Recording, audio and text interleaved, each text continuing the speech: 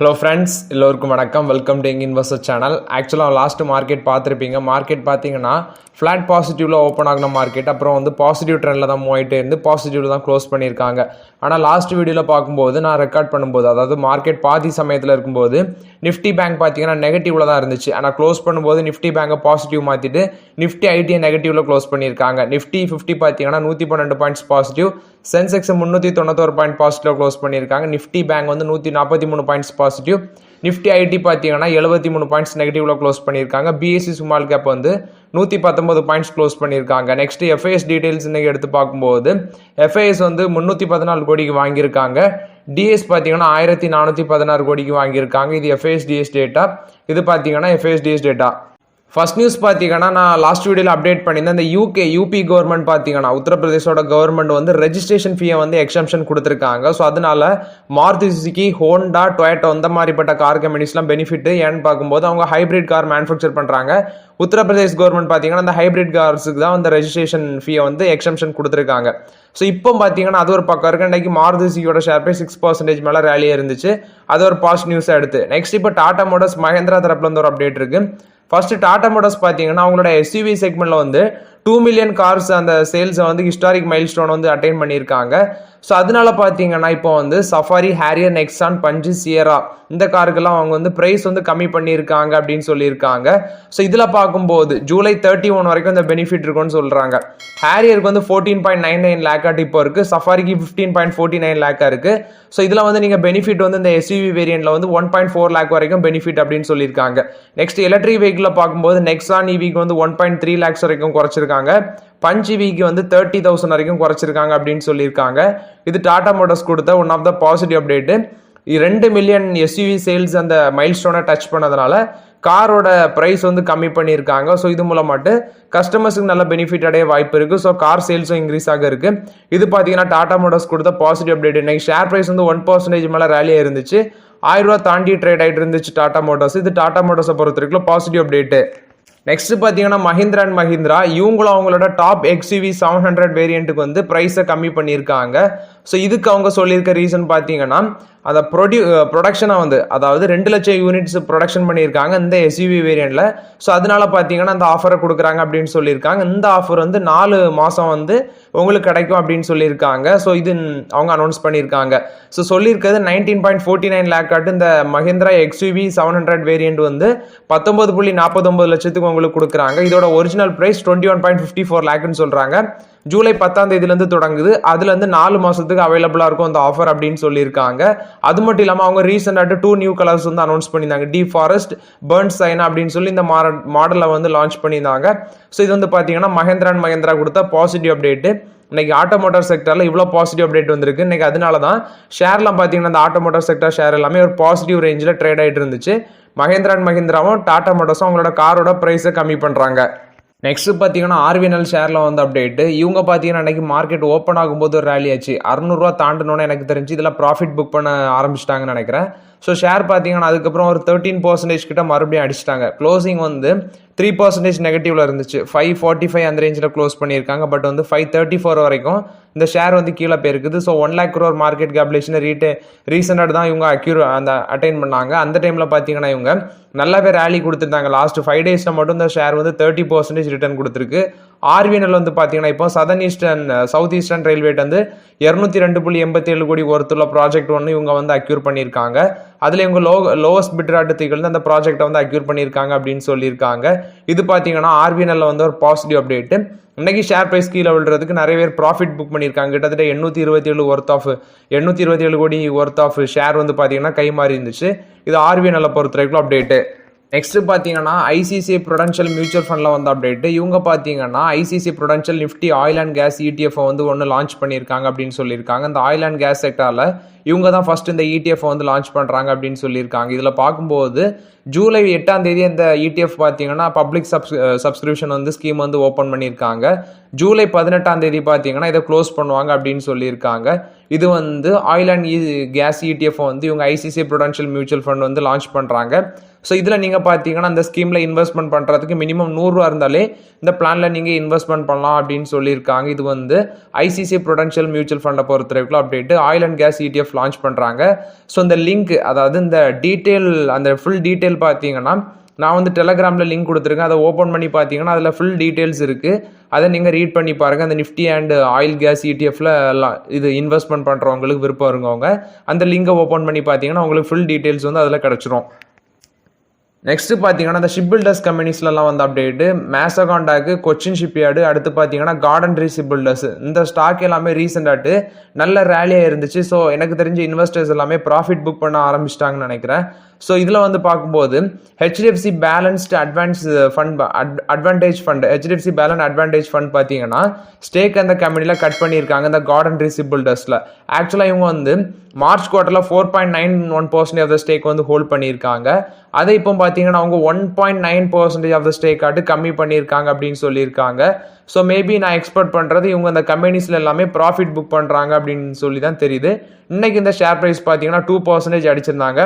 2400 அந்த ரேஞ்சில் க்ளோஸ் பண்ணியிருக்காங்க. 2% இந்த கார்டன் ரீ ஷிப் பில்டர்ஸில் அடிச்சிருந்தாங்க. ஸோ ரீசெண்டாட்டு பார்த்தீங்கன்னா இந்த ஷேர் எல்லாமே, நான் சொன்ன இந்த ஷிப் பில்டர் ஷேர் எல்லாமே நல்ல ஒரு பெர்ஃபார்மன்ஸ் கொடுத்துருந்துச்சு. இன்வெஸ்டர்ஸ் ப்ராஃபிட் புக் பண்ண சான்சஸ் இருக்குது. ஸோ இதில் நல்லா ப்ராஃபிட்டில் இருக்கவங்க இந்த ஷேர்ஸ்லாம் ரொம்பவே கவனமாக இருங்க. மியூச்சுவல் ஃபண்ட்ஸ் வந்து ப்ராஃபிட் புக் பண்ணுறாங்க.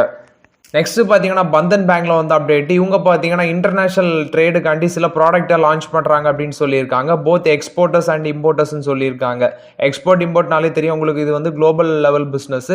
இதுக்காண்டி பார்த்தீங்கன்னா அந்த இன்டர்நேஷனல் ட்ரேட் சம்மந்தமாட்டு சில ப்ராடக்ட்ஸை லான்ச் பண்ணியிருக்காங்க. அது வந்து இந்த லெட்டர் ஆஃப் கிரெடிட்ஸ், LC அப்படின்னு சொல்லுவாங்க, bank guarantees, next collection bill, invoice, அது அந்த எக்ஸ்போர்ட் பிஸ்னஸில் இருக்கவங்களுக்கு தெரியும்.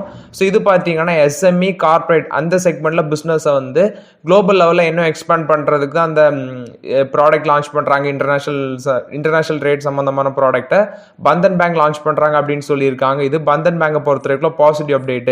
நெக்ஸ்ட் பார்த்தீங்கன்னா TCS பொறுத்தவரைக்கும் அப்டேட். TCS வந்து 11ஆம் தேதி ரிசல்ட்ஸ் அனௌன்ஸ் பண்ணுறாங்க. நாளை கழிச்சு ரிசல்ட்ஸ் அனௌன்ஸ் பண்ணுறாங்க. ஸோ அதுக்கான Q1க்கான அந்த ப்ரிவியூவை கொடுத்துருக்காங்க. ஸோ இதில் பார்க்கும்போது நெட் ப்ராஃபிட் பார்த்தீங்கன்னா 6 to 9% வரைக்கும் இன்க்ரீஸ் ஆக சான்சஸ் இருக்கு அப்படின்னு சொல்லியிருக்காங்க. 11,771 கோடியிலேருந்து 12,140 கோடி வரைக்கும் வர வாய்ப்பு இருக்கு. இந்த ஜூன் குவார்டர்ல 6 to 9% வந்து இன்க்ரீஸ் ஆக சான்சஸ் இருக்கு அப்படின்னு சொல்லியிருக்காங்க. அதே குவார்டர் அண்ட் குவார்டர் பேசிஸ்ல அவங்க சொல்றது 3 to 5% கீழே விட சான்சஸ் இருக்கு அப்படின்னு சொல்லியிருக்காங்க. நெக்ஸ்ட் ரெவன்யூ பார்த்தீங்கன்னா 4 to 5% இன்க்ரீஸ் ஆக சான்சஸ் இருக்குன்னு சொல்றாங்க.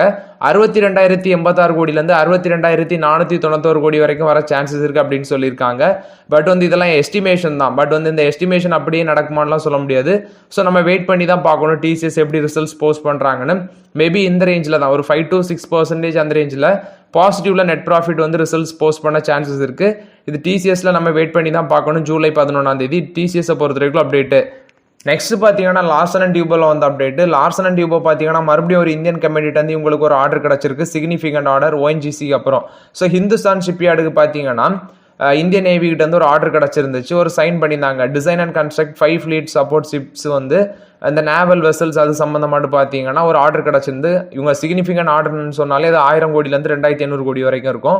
ஸோ லார்சன் அண்ட் டியூபோக்கு இப்போ பார்த்தீங்கன்னா ஹிந்துஸ்தான் ஷிப்யார்ட் வந்து இந்த சிக்னிஃபிகண்ட் ஆர்டர் கிடச்சிருக்கு. இது வந்து இந்தியன் நேவி சம்பந்தமான ஆர்டர் அப்படின்னு சொல்லியிருக்காங்க. இது லார்சன் அண்ட் டியூபோ பொறுத்த வரைக்கும் பாசிட்டிவ் அப்டேட். நெக்ஸ்ட் பார்த்தீங்கன்னா ஹிந்துஸ்தான் காப்பரில் வந்து அப்டேட். ஆக்சுவலாக ஹிந்துஸ்தான் காப்பரோட ஷேர் ப்ரைஸ் பார்த்தீங்கன்னா இன்னைக்கு மார்க்கெட்டில் 347 ரூபா அந்த ரேஞ்சில் ட்ரேட் ஆகிட்டு இருந்துச்சு. இவங்களுக்கு வந்து ஆனந்த் ரதி பார்த்தீங்கன்னா டார்கெட் ப்ரைஸ் கொடுத்துருக்காங்க, 410 ரூபா வரைக்கும் போகும் அப்படின்னு சொல்லியிருக்காங்க. இது வந்து ஹிந்துஸ்தான் காப்பரில் வந்து அப்டேட். நெக்ஸ்ட் பார்த்தீங்கன்னா ஹீரோ மோட்டார் காப்பில் வந்து அப்டேட். இவங்களுக்கும் பார்த்தீங்கன்னா டார்கெட் ப்ரைஸ் கொடுத்துருக்காங்க. இன்னைக்கு மார்க்கெட்டில் 5584 ரூபா அந்த ரேஞ்சில் ட்ரேட் ஆகிட்டு இருந்துச்சு. 1% பாசிட்டிவ்ல ட்ரேட் ஆகிட்டு இருந்துச்சு. இந்த ஷேர் பார்த்தீங்கன்னா 6160 ரூபா வரைக்கும் போகும், 6106 ரூபா வரைக்கும் போகணும்னு சொல்லி ஆக்சிஸ் செக்யூரிட்டிஸ் பார்த்தீங்கன்னா டார்கெட் ப்ரைஸ் கொடுத்துருக்காங்க. இது ஹீரோ மோட்டார் காப் பொறுத்த வரைக்கும் அப்டேட். நெக்ஸ்ட் பார்த்தீங்கன்னா நம்மளோட இந்தியன் பிரைம் மினிஸ்டர் வந்து ரஷ்யாவுக்கு போயிருக்காங்க. ஸோ அங்கே வந்து சில பேச்சுவார்த்தை நடத்தியிருக்காங்க. அதில் ஒரு நியூஸ் வந்திருக்கு. அதில் ஒரு நியூஸ் வந்தது தான் பார்த்தீங்கன்னா ரஷ்யாவோட டாஸ் ஏஜென்சின்னு சொல்கிறாங்க, ரஷ்யன் நியூஸ், அவங்க தான் இந்த நியூஸ் சொல்லியிருக்காங்க. இது மணி கண்ட்ரோலில் வந்திருக்கு. ஸோ கிட்டத்தட்ட பார்த்தீங்கன்னா 6 புதிய high power nuclear power plant வந்து அமைக்க இருக்கிறாங்க அப்படின்னு சொல்லி இந்தியாவும் ரஷ்யாவும் பேச்சுவார்த்தையில் இருக்கிறாங்க அப்படின்னு சொல்லி ஒரு நியூஸ் வந்திருக்கு. பட் வந்து இது உண்மையாக எப்படின்னு தெரியல. பட் நம்மளோட இந்தியன் பிரைம் மினிஸ்டர் வந்து ஒரு 2 நாள் பயணம் மட்டும் அங்கே ரஷ்யாவுக்கு போயிருக்காங்க. ஸோ அதில் வந்த நியூஸ் தான். கிட்டத்தட்ட 6 new high power nuclear power plant பார்த்தீங்கன்னா அமைக்க இருக்கிறத பேச்சுவார்த்தை நடத்திட்டு இருக்காங்க. இது பார்த்தீங்கன்னா இந்தியாவும் ரஷ்யாவும் பேச்சுவார்த்தை நடத்திட்டு இருக்காங்க. இது வந்து மேபி இது வந்து பில்ட் பண்ணாங்கன்னா பெல்லு பவர் மெக்கானிக்கல் கம்பெனிஸ் தான் பில்ட் பண்ணுவாங்க. ஸோ இதனால இந்த ஷேர் எல்லாமே பயனடைய வாய்ப்பு இருக்குது. ஸோ அஃபிஷியல் நியூஸ் வரட்டு நம்ம அதை டிஸ்கஸ் பண்ணலாம். நெக்ஸ்ட் டெக் மஹிந்திராவில் வந்து அப்டேட். டெக் மஹிந்திரா மைக்ரோசாஃப்ட் கூட ஒரு பார்ட்னர்ஷிப்பில் வராங்க. மைக்ரோசாஃப்டோட கோபைலட் ஜென் ஏஐ டூலை யூஸ் பண்ணி உங்களோட ஒர்க் பிளேஸை மாடர்னைஸ் பண்ணுறதுக்காண்டி அப்படின்னு சொல்லியிருக்காங்க. இது மூலம் மட்டும் 1200 கஸ்டமர்ஸில் ப்ளஸ் வந்து 10,000 எம்ப்ளாயிஸ் பார்த்தீங்கன்னா 15 பிளேசஸில் பயனடைவாங்க அப்படின்னு சொல்லியிருக்காங்க. அது மட்டும் இல்லாமல் டெக் மஹிந்திரா வந்து மைக்ரோசாஃப்டோட கிஃப்ட் ஹப் கோபிலாட் அப்படிங்கிற அதை யூஸ் பண்ணி 5000 டெவலப்பர்ஸை வந்து டிப்ளாய் பண்ணுவாங்கன்னு சொல்லியிருக்காங்க. இது மூலம் மட்டும் அவங்களோட ப்ரொடக்டிவிட்டி வந்து 35 to 40% இன்க்ரீஸ் ஆகும் அப்படின்னு சொல்கிறாங்க. இது டெக் மஹிந்திராவில் வந்தால் one of the positive update. Next delta corporation பார்த்தீங்கன்னா ரிசல்ட்ஸ் அனௌன்ஸ் பண்ணியிருக்காங்க. நெட் ப்ராஃபிட் 68% டிக்ளைன் ஆயிருக்கு அப்படின்னு சொல்லியிருக்காங்க. ரெவன்யூ ஃப்ரம் ஆப்ரேஷன் 30% கீழே விழுந்திருக்கு அப்படின்னு சொல்லியிருக்காங்க. நெக்ஸ்ட் டிவிடன் பார்த்தீங்கன்னா அந்த கம்பெனி ₹1.25 டிவிடன் அனௌன்ஸ் பண்ணியிருக்காங்க. இது வந்து டெல்டா கார்பரேஷன் கொடுத்த ரிசல்ட்ஸ் அப்டேட்டு. நெக்ஸ்ட் பார்த்தீங்கன்னா கோல் இந்தியாவில் வந்து update. Parekh flexi cap fund பார்த்தீங்கன்னா பரேக் ஃப்ளெக்ஸி கேப் ஃபண்ட் வந்து கோல் இந்தியாவில் ஸ்டேக் இன்க்ரீஸ் பண்ணியிருக்காங்க. மார்ச் குவார்ட்டரில் 1.21% ஆட்டு இருந்த ஸ்டேக் வந்து இப்போ 1.34% ஆட்டு ஸ்டேக் இன்க்ரீஸ் பண்ணியிருக்காங்க அப்படின்னு சொல்லியிருக்காங்க. இது கோல் இந்தியாவில் வந்து அப்டேட்டு. அதே மாதிரி ஹெச்டிஎஃப்சி பேலன்ஸ் அட்வான்டேஜ் ஃபண்ட் பார்த்தீங்கன்னா 1.88% ஆஃப் த ஸ்டேக் வச்சிருக்காங்க அப்படின்னு சொல்லியிருக்காங்க. அடுத்து எல்ஐசி வந்து கோல் இந்தியாவில் ஸ்டேக்கை வந்து கட் பண்ணியிருக்காங்க அப்படின்னு சொல்லியிருக்காங்க. இதே சேம் பீரியடில் 9.98% ஆட்டு குறைச்சிருக்காங்க. ஏன்னா இதுக்கு முன்னாடி 10.18% அந்த ஸ்டேக்கை 9.98% ஆட்டு குறைச்சிருக்காங்க அப்படின்னு சொல்லியிருக்காங்க. இது கோல் இந்தியாவில் வந்து ஓவரால் அப்டேட்டு. நெக்ஸ்ட் விப்ரோவில் வந்து அப்டேட். விப்ரோட சீஃப் ஃபினான்ஷியல் ஆஃபீஸர் தான் ஜட்டின் தலால். இவர் பார்த்தீங்கன்னா விப்ரோவில் வந்து சீஃப் ஃபினான்ஷியல் ஆஃபீஸராக இருந்திருக்காரு. அப்புறம் பார்த்தீங்கன்னா மறுபடியும் போய் காக்னிசன்ல ஜாயின் பண்ணிட்டாரு. ஸோ இவருக்கு எகென்ஸ்டாக வந்து விப்ரோ ஒரு லா சூட் வந்து ஃபைல் பண்ணியிருக்காங்க. Violating the non compete laws of his employment contract. அப்படின்னா என்னதுன்னா இப்போ அவர் வந்து ஒரு லாஸ்ட் ஒர்க் டேட்ல வந்து 12 monthsக்கு அப்புறம் தான் அவரோட காக்னிசான் கம்பெனியில் அவங்கள விப்ரோட காம்படிஷன் கம்பெனியில் போய் ஜாயின் பண்ணணும். இவர் அதுக்கு முன்னாடியே ஜாயின் பண்ணிட்டாரு. ஸோ அதனால பார்த்தீங்கன்னா விப்ரோ வந்து இவங்களுக்கு எகென்ஸ்டாக அந்த ஜட்டின் தலாலுக்கு எகென்ஸ்டாக நவம்பரில் ஒரு லா சூட் வந்து எகென்ஸ்டாக ஃபைல் பண்ணியிருக்காங்க. ஸோ இது வந்து January 3 வந்து பெங்களூரில் இருக்கிற சிட்டி சிவில் கோர்ட்டில் வந்து ஹியரிங்க்கும் வந்திருக்கு. ஸோ இப்போ பார்த்தீங்கன்னா இது ஒரு சுமூக முடிவடைஞ்சிருக்கு அப்படின்னு சொல்லியிருக்காங்க. செட்டில்மெண்ட் வந்து இவங்க விப்ரோக்கு பண்ணணும். ஆக்சுவலாக ஜட்டின் தலால் தரப்பு வந்து விப்ரோக்கு வந்து பார்த்தீங்கன்னா $5,05,087 வந்து பேட் பண்ணணும் அப்படின்னு சொல்லியிருக்காங்க. இது வந்து பார்த்தீங்கன்னா விப்ரோவில் வந்து அப்டேட்டு. அது மட்டும் இல்லாமல் விப்ரோவில் வந்து இன்னொரு அப்டேட்டும் வந்துருந்துச்சு. ஆக்சுவலாக முகமது ஹேக்குன்னு சொல்கிறாங்க. இவர் வந்து விப்ரோட ஹெல்த் கேர் அண்ட் மெடிக்கல் சர்வீஸில் இருந்திருக்காரு. விப்ரோட health care and medical service டிபார்ட்மெண்ட்டில் இருக்காரு. இவரும் பார்த்தீங்கன்னா காக்னிசன்டோட SVP business unit head for life science அதில் போய் ஜாயின் பண்ணிட்டாரு. இவரும் அவரோட நான் கம்ப்ளீட் கிளாஸ் டென்யூர் முடிவடைக்கிறதுக்கு முன்னாடி போய் ஜாயின் பண்ணியிருக்காரு. ஆகஸ்ட் 1 முடிவடையுது. அதுக்கு முன்னாடி இவரும் போய் ஜாயின் பண்ணிட்டாரு. ஆக்சுவலாக இவருக்கு மேலே கேஸ் ஃபைல் பண்ணுறதுக்கு ரீசன் பார்த்தீங்கன்னா சில கான்ஃபிடென்ஷியல் இன்ஃபர்மேஷன் இருந்திருக்கு. 7 ஃபைல்ஸ் வந்து இவர் வந்து டிரான்ஸ்ஃபர் பண்ணியிருக்காரு. அந்த 7 ஃபைல்ஸ் வந்து இவர் கையாண்டிருக்காரு. இந்த முகமது ஹேக் வந்து 7 ஃபைல்ஸ் வந்து ஹேண்டில் பண்ணியிருக்காரு. அது வந்து அவரோட பர்சனல் ஜிமெயில் அக்கௌண்ட் மூலம் மட்டும் சென்ட் பண்ணியிருக்காங்க அப்படின்னு சொல்லி தான் இவங்களோட ஐடி டீமுக்கெல்லாம் தெரிஞ்சதுனால இவருக்கு மேலேயும் கேஸ் ஃபைல் பண்ணியிருக்காங்க. இது விப்ரோ பொறுத்த வரைக்கும் ஓவரால் அப்டேட்ஸு. நெக்ஸ்ட் பார்த்தீங்கன்னா ஓஎன்ஜிசியில் வந்து அப்டேட். ஓஎன்ஜிசி வந்து 2 trillion வந்து இன்வெஸ்ட்மெண்ட் பண்ண போகிறாங்க அப்படின்னு சொல்லியிருக்காங்க. நெட் ஜீரோ கார்பன் எமிஷனை வந்து 2038 அட்டைன் பண்ணுறதுக்கு அப்படின்னு சொல்லியிருக்காங்க. நெக்ஸ்ட் இந்த ஓஎன்ஜிசி பார்த்தீங்கன்னா இந்தியாவிலே 2/3 ஆஃப் க்ரூட் ஆயில் வந்து ப்ரொடக்ஷன் பண்ணுறாங்க. Next 58% of the natural gas வந்து இவங்க ப்ரொடியூஸ் பண்ணுறாங்க. அடுத்து வந்து பார்த்தீங்கன்னா இவங்க 2030க்குள்ள 97,000 கோடி வந்து இன்வெஸ்ட்மெண்ட் பண்ணுறாங்க. 5 gigawatt of renewable energy capacity setup பண்ணுறதுக்கு இன்வெஸ்ட்மெண்ட் பண்ணுறாங்க. இந்த green hydrogen biogas pump storage plant offshore wind project இதில் எல்லாமே கிட்டத்தட்ட 97,000 கோடி இன்வெஸ்ட்மெண்ட் பண்ணுறாங்க 2030 வரைக்கும் 5 gigawatt of renewable energy capacity அமைக்கிறதுக்கு. இது ஓஎன்ஜிசியில் வந்தால் ஓவரால் அப்டேட்ஸு. நெக்ஸ்ட் பார்த்தீங்கன்னா ஹெச்டிஎஃப்சி மியூச்சுவல் ஃபண்டில் வந்து அப்டேட். அதில் ஹெச்டிஎஃப்சி டிஃபென்ஸ் ஃபண்டு அதில் ஒரு அப்டேட் கொடுத்துருக்காங்க. ஸோ அவங்க வந்து லம்சம் சப்ஸ்கிரிப்ஷன் ப்ளஸ் வந்து சிஸ்டமேட்டிக் டிரான்சாக்ஷன் சம்மந்தமாட்டு அதெல்லாமே டிஸ்கண்டினியூஷன் பண்ணுறாங்க. ஜூலை 12 எஃபெக்டிவ் வருதுன்னு சொல்லியிருக்காங்க. இதில் கவனிக்க வேண்டியது என்னதுன்னா அந்த எஃபெக்டிவ் டேட்டில் வந்து fresh systematic investment plan registration அந்த ஸ்கீம் வந்து இனி அக்செப்ட் ஆகாது அந்த எஃபெக்டிவ் டேட்லன்னு சொல்லியிருக்காங்க. அதே மாதிரி தான் அந்த ஃப்ரெஷ் லம்சம் இன்வெஸ்ட்மெண்ட்டும் அக்செப்ட் ஆகாது அப்படின்னு சொல்லியிருக்காங்க. ஸோ அந்த எஃபெக்டிவ் டேட்டுக்கு அப்புறம் அந்த ஸ்கீம் எல்லாமே ரெஜிஸ்ட்ரேஷன் வந்து ரெஸ்ட்ரிக்டட்னு சொல்லியிருக்காங்க. நெக்ஸ்ட் வந்து பார்க்கும்போது சிஸ்டமேட்டிக் டிரான்சாக்ஷன் வந்து ஆல்ரெடி பண்ணியிருப்பாங்கல்ல அது எல்லாமே பார்த்தீங்கன்னா ஆல்ரெடி பண்ண ரெஜிஸ்ட்ரேஷன் எல்லாமே ப்ராசஸில் தான் இருக்கும் அப்படின்னு சொல்லியிருக்காங்க. ஸோ இது பார்த்தீங்கன்னா ஹெச்டிஎஃப்சி டிஃபென்ஸ் ஃபண்டில் வந்து அப்டேட்டு.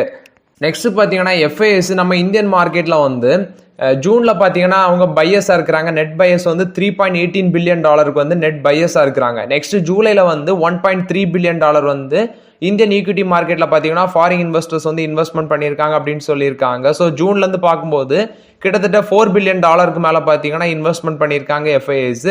ஆனால் மேலே பார்த்தீங்கன்னா இந்த எலெக்ஷன் அந்த சம்மந்தமாட்டு ரீசன்லாம் இருந்ததுனால அது கண்டினியூஸ் செல்லிங் பண்ணிட்டு இருந்தாங்க. இப்போ பார்த்தீங்கன்னா இன்வெஸ்ட்மெண்ட் வந்து எஃப்ஐஎஸ் வந்து இன்க்ரீஸ் பண்ணிகிட்டே போகிறாங்க. ஸோ அதனால தான் ஷேர் மார்க்கெட் மேலே போகிறதுக்கு இதுவும் ஒரு ரீசனாக இருக்குது. இது வந்து ஃபாரின் இன்ஸ்டிடியூஷனல் இன்வெஸ்டர்ஸை பொறுத்த வரைக்கும் அப்டேட்டு. நெக்ஸ்ட் பார்த்தீங்கன்னா எல்ஐசியில் வந்து அப்டேட். எல்ஐசி பார்த்தீங்கன்னா ஷேர் ஹோல்டர்ஸ்க்கு வந்து சில அப்டேட்ஸை கொடுத்துருக்காங்க. பேன் கார்டு நெக்ஸ்ட் வந்து பேங்க் டீட்டெயில்ஸ் எல்லாமே அவங்க அப்லோட் பண்ண சொல்கிறாங்க ஷேர் ஹோல்டர்ஸ்க்கு. ரீசன் பார்க்கும்போது பார்த்தீங்கன்னா ஹையர் டிடிஎஸை வந்து அவாய்ட் பண்ணுறதுக்காண்டி ரீசன் பார்க்கும்போது எல்ஐசி டிவிடெண்ட் கொடுக்குறாங்க. ஸோ அதுக்கான ஹையர் டிடிஎஸை வந்து அவாய்ட் பண்ணுறதுக்காண்டி தான் share holders PAN card plus வந்து பேங்க் டீட்டெயில்ஸ் எல்லாமே அப்லோட் பண்ண சொல்கிறாங்க. அடுத்து வந்து ஸ்பைஸ் ஜெட் பார்த்தீங்கன்னா ஃபினான்ஷியல் 24க்கான 3rd and 4th quarter results வந்து July 15 வந்து போஸ்ட் பண்ணுவாங்க அப்படின்னு சொல்லியிருக்காங்க. இது ஸ்பைஸ் ஜெட்டை பொறுத்த வரைக்கும் ஒன் ஆஃப் த அப்டேட். ஆனால் எம்கியூ ஃபார்மாவில் வந்து அப்டேட். இந்த எம்கியூ ஃபார்மாவில் யாரெல்லாம் இன்வெஸ்ட்மெண்ட் பண்ணீங்கன்னு தெரியல, அந்த ஐபிஓ வராங்க. ஸோ இது வந்து பார்த்தீங்கன்னா July 10 மார்க்கெட்டுக்கு வருது. ஸோ 33 to 36% ப்ரீமியம் அந்த ரேஞ்சில் வந்து இவங்க லிஸ்ட் பண்ணுவாங்க அப்படின்னு சொல்லியிருக்காங்க. இது பார்த்தீங்கன்னா எம்கியூர் ஃபார்மா ஐபிஓ பொறுத்த வரைக்கும் அப்டேட். மார்க்கெட்டில் ஒரு ஸ்ட்ராங் லிஸ்டிங் பண்ணுவாங்க. 33 to 36% ப்ரீமியமில் லிஸ்ட் ஆவாங்க July 10 அப்படின்னு சொல்லியிருக்காங்க. இது எம்கியூர் ஃபார்மா ஐபிஓ பொறுத்த வரைக்கும் அப்டேட். யாரெல்லாம் இன்வெஸ்ட்மெண்ட் பண்ணீங்கன்னு தெரியல, நான் இதில் இன்வெஸ்ட்மெண்ட் பண்ணல. ஸோ ஓகே ஃப்ரெண்ட்ஸ், ஆக்சுவலாக அந்த வீடியோவில் சில இம்பார்ட்டன்ட் அப்டேட்ஸ் எல்லாமே பார்த்தோம். இந்த வீடியோ உங்களுக்கு பயனுள்ளதாக இருந்துச்சுன்னா லைக் பண்ணுங்கள், சப்ஸ்கிரைப் பண்ணுங்கள், கமெண்ட் பண்ணுங்கள். Okay friends, thank you.